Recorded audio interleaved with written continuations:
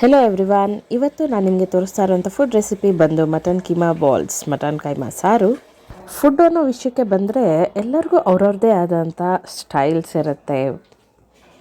ಇವತ್ತು ನಾನು ತೋರಿಸ್ತಾ ಇರೋಂತಹ ಮಟನ್ ಕೀಮಾ ಬಾಲ್ಸ್ ಸ್ಟೈಲ್ ನಿಮಗೇನಾದರೂ ಇಷ್ಟ ಆದರೆ ಈ ವಿಡಿಯೋಗೆ ಒಂದು ಲೈಕ್ ಮಾಡಿ, ಚಾನಲ್ಗೆ ಸಬ್ಸ್ಕ್ರೈಬ್ ಮಾಡಿ. This is inner world with VKD. ಇಲ್ಲಿ ನಾನು 1/4 kg ಅಷ್ಟು ಮಟನ್ ತೊಗೊಂಡಿದ್ದೀನಿ. ಇದರಲ್ಲಿ ನಮಗೆ 20ರಿಂದ 25 ಉಂಡೆಗಳಾಗುತ್ತೆ. ಮಸಾಲೆಗೆ ಬೇಕಾಗಿರೋಂಥ ಐಟಮ್ಸ್ನ ರೆಡಿ ಮಾಡ್ಕೊಳ್ಳೋಣ. 2 ಈರುಳ್ಳಿ, ಬೆಳ್ಳುಳ್ಳಿ, ಶುಂಠಿ, ಚಕ್ಕೆ, ಲವಂಗ, ಒಂದು ಸ್ವಲ್ಪ ತೆಂಗಿನಕಾಯಿ ಹಾಗೂ ಕಾಳುಮೆಣಸು, ಒಂದು ಅರ್ಧ ಟೇಬಲ್ ಸ್ಪೂನ್ ಮತ್ತು ಒಂದು 10 ಒಣಮೆಣಸಿನ್ಕಾಯಿ.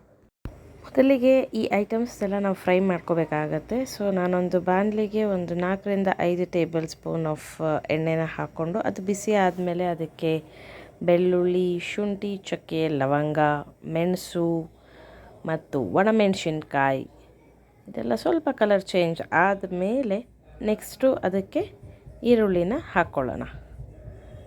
ಇದೆಲ್ಲ ಸ್ವಲ್ಪ ಗೋಲ್ಡನ್ ಬ್ರೌನ್ ಆಗಲಿ, ಅಲ್ಲಿವರೆಗೂ ಇದನ್ನೆಲ್ಲ ಚೆನ್ನಾಗಿ ಫ್ರೈ ಮಾಡಿ. ನೋಡಿ, ಈ ರೀತಿ ಈರುಳ್ಳಿ ಎಲ್ಲ ಕಲರ್ ಚೇಂಜ್ ಆಗಬೇಕು, ಅಲ್ಲಿವರೆಗೂ ಇದನ್ನು ಫ್ರೈ ಮಾಡ್ಕೊಳ್ಳೋಣ. ತೆಂಗಿನಕಾಯಿ ಎಲ್ಲ ಈ ರೀತಿ ಪುಡಿ ಮಾಡಿ ಇಟ್ಕೊಂಡಿದ್ದೀನಿ. ಇದ್ರ ಜೊತೆಗೆ ನಾವು ಫ್ರೈ ಮಾಡಿದಂಥ ಐಟಮ್ಸ್ನೆಲ್ಲ ಸೇರಿಸ್ಕೊಂಡು ಒಂದು ರೌಂಡ್ ರುಬ್ಕೋತಾ ಇದ್ದೀನಿ. ಅದು ಆದಮೇಲೆ ಅದಕ್ಕೆ 1 ಟೇಬಲ್ ಸ್ಪೂನ್ ಧನಿಯಾ ಪುಡಿ ಮತ್ತು ಕೊತ್ತಂಬರಿ ಇದಿಷ್ಟು ಹಾಕಿ ಒಂದು ಫೈನ್ ಪೇಸ್ಟ್ ಮಾಡಿಟ್ಕೊಳ್ಳೋಣ. 50 ಗ್ರಾಮ್ ಅಷ್ಟು ಹುರ್ಗಡ್ಲೆನ ನಾನು ಇಲ್ಲಿ ಪೌಡರ್ ಮಾಡಿಟ್ಕೊಂಡಿದ್ದೀನಿ. ನೆಕ್ಸ್ಟು ಕೈಮಾನ ಒಂದು 2 ರೌಂಡ್ ರುಬ್ಬಿಟ್ಕೊಳ್ಳೋಣ. ನಾವು ರುಬ್ಬಿಟ್ಕೊಂಡಿದ್ದಂತಹ ಮಸಾಲೆಯಲ್ಲಿ ಒಂದು ಅರ್ಧದಷ್ಟು ಮಸಾಲೆ, ಕೈಮಾ ಮತ್ತು 1-2 ಟೇಬಲ್ ಸ್ಪೂನ್ ಸಾಲ್ಟ್ ಮತ್ತು ಪೌಡರ್ ಮಾಡಿಟ್ಕೊಂಡಿದ್ದಂತಹ ಹುರ್ಗಡ್ಲೆ ಇದಿಷ್ಟನ್ನು ಹಾಕಿ ಚೆನ್ನಾಗಿ ಮಿಕ್ಸ್ ಮಾಡಿ ಅದಾದಮೇಲೆ ಈ ರೀತಿ ಬಾಲ್ಸ್ ಆಗಿ ನಾವು ಮಾಡಿಟ್ಕೋಬೇಕು. ಈಗ ಒಂದು ಕುಕ್ಕರಲ್ಲಿ 2 ಟೇಬಲ್ ಸ್ಪೂನ್ ಎಣ್ಣೆ ಹಾಕ್ಕೊಂಡು ಒಂದು ಅರ್ಧ ಅಷ್ಟು ಈರುಳ್ಳಿನ ಸಣ್ಣದಾಗಿ ಹೆಚ್ಚಿ ಹಾಕ್ಕೋತಾ ಇದ್ದೀನಿ. ಅದೆಲ್ಲ ಸ್ವಲ್ಪ ಚೆನ್ನಾಗಿ ಫ್ರೈ ಆಗಲಿ. ಅದಾದಮೇಲೆ ಕೈಮಾ ಜೊತೆಗೆ ಈ ಥರ ದೊಡ್ಡದು ಮೂಳೆ ಪೀಸ್ ಇರುತ್ತಲ್ಲ ಅದನ್ನೆಲ್ಲ ಹಾಕಿ ಒಂದು ಸ್ವಲ್ಪ ಅರಿಶಿನ ಇದಿಷ್ಟು ಫ್ರೈ ಆದಮೇಲೆ ಸ್ವಲ್ಪ 1 ಗ್ಲಾಸ್ ಅಷ್ಟು ನೀರು, ಒಂದು ಸ್ವಲ್ಪ ಉಪ್ಪು ಇದಿಷ್ಟನ್ನು ಹಾಕಿ ಒಂದು 5 ವಿಸಿಲ್ ಆಗೋವರೆಗೂ ಅದನ್ನು ಬೇಯಿಸ್ಕೊಳ್ಳೋಣ.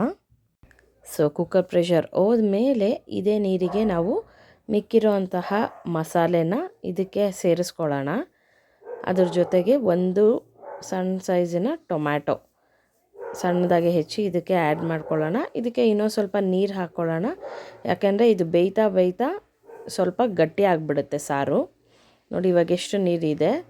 ಆಮೇಲೆ ಒಂದು 10 ನಿಮಿಷ ಇದನ್ನು ಚೆನ್ನಾಗಿ ಬೇಯಿಸಬೇಕು, ಅಷ್ಟೊತ್ತಿಗೆ ಅದು ಸ್ವಲ್ಪ ಗಟ್ಟಿ ಆಗುತ್ತೆ. ಸೊ ಈ ರೀತಿ ಅದು ಕುದಿ ಬಂದ ಮೇಲೆ ನಾವು ಕೈಮಾನ ಉಂಡೆ ಮಾಡಿಟ್ಕೊಂಡಿದ್ವಲ್ಲ ಅದನ್ನೆಲ್ಲ ಈ ರೀತಿ ಇದಕ್ಕೆ ಸೇರಿಸ್ಕೊಳ್ಳೋಣ.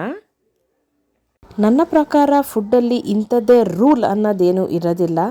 ಎಷ್ಟು ಪ್ರಮಾಣದಲ್ಲಿ ಯಾವ್ಯಾವುದನ್ನು ಎಷ್ಟೆಷ್ಟು ಹಾಕಬೇಕು, ಎಷ್ಟು ಉರಿಬೇಕು, ಎಷ್ಟು ಬೇಯಿಸಬೇಕು ಅನ್ನೋದು ಗೊತ್ತಿದ್ದರೆ ಯು ಕ್ಯಾನ್ ಕ್ರಿಯೇಟ್ ವಂಡರ್ಸ್.